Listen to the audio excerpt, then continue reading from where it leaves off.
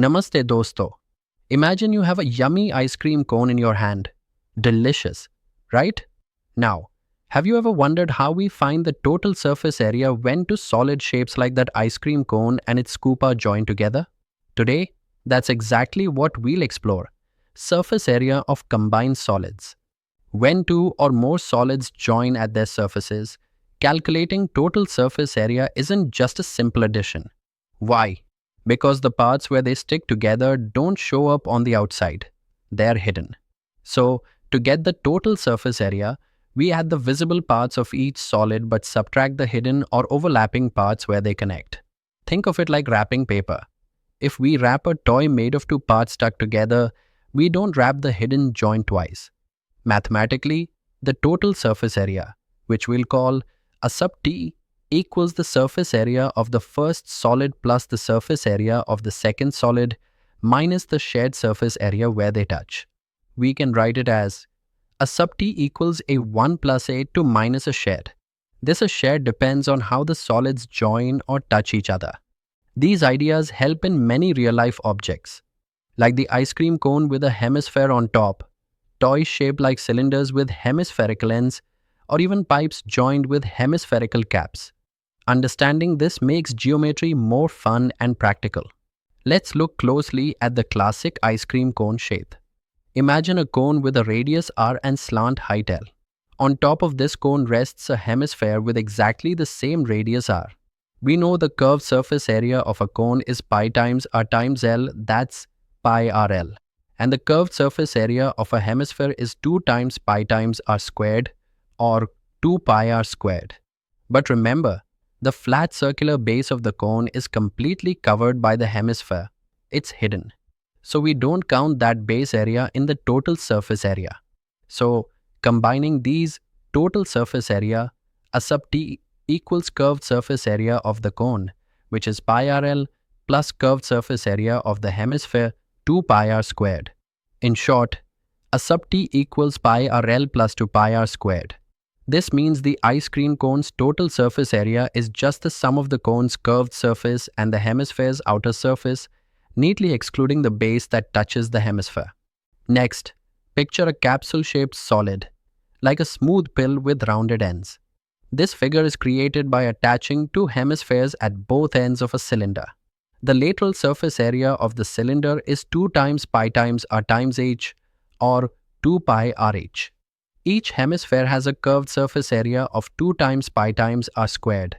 So together, two hemispheres have a total curved surface area of 4 times pi times r squared, or 4 pi r squared.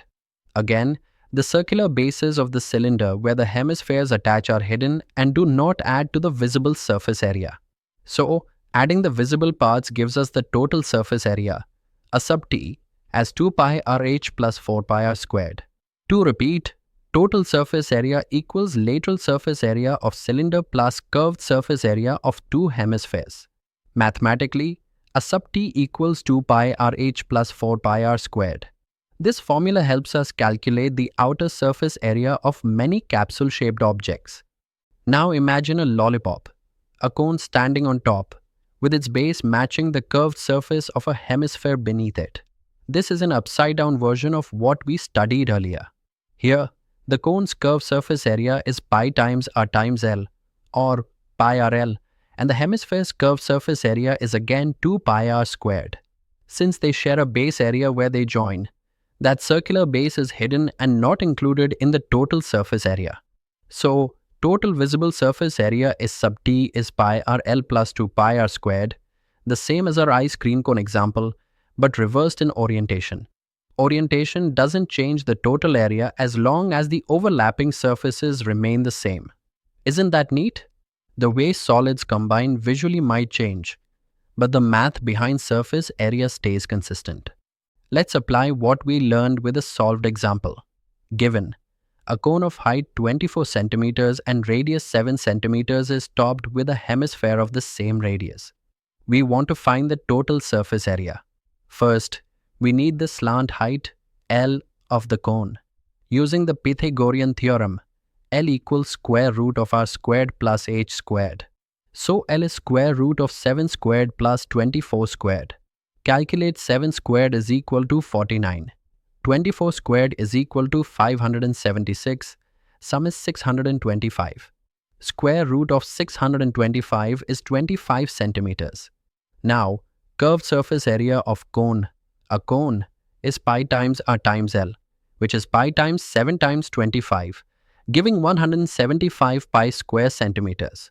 Curved surface area of the hemisphere, a hemi, is 2 times pi times r squared, which is 2 times pi times 7 squared, or 2 times pi times 49, equal to 98 pi square centimeters.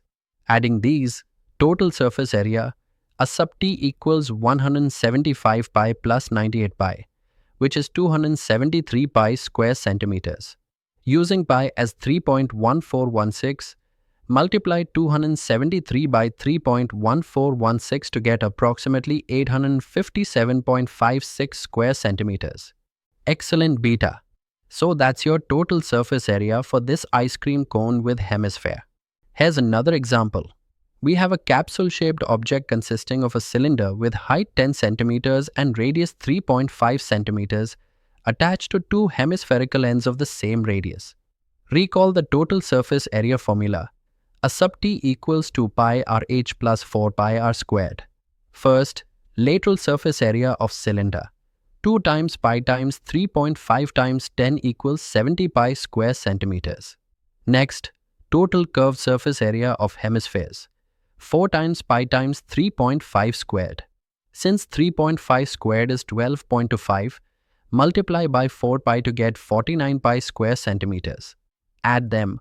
70 pi plus 49 pi equals 119 pi square centimeters. Approximating pi as 3.1416, multiply 119 by 3.1416 to get about 373.01 square centimeters. That's the total surface area of the capsule. Great job! To wrap up, let's recall the key formulas.